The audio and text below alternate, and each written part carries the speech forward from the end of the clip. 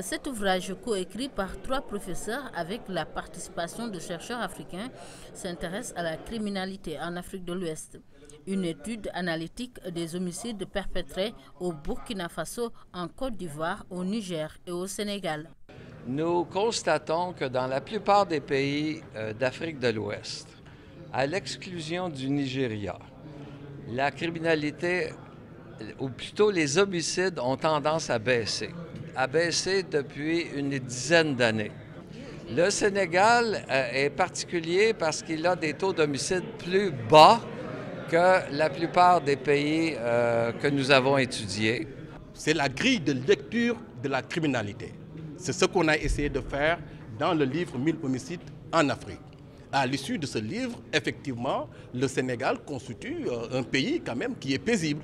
D'autant plus que quand un pays se développe, les intérêts augmentent.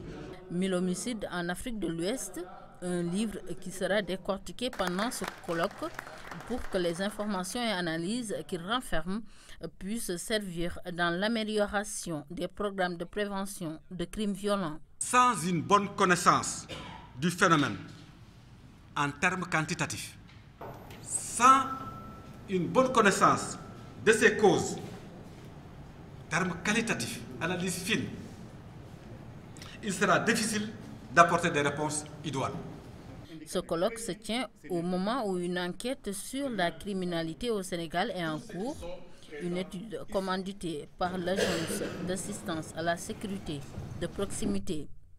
Ça va nous permettre d'aller vers la cartographie de la délinquance. C'est-à-dire dans tous les quartiers, après cette enquête, nous pourrions vous dire que dans tel quartier, il y a tel phénomène qui se développe, à telle heure que ça se développe, et quels sont ces acteurs, la typologie, quels sont les criminels.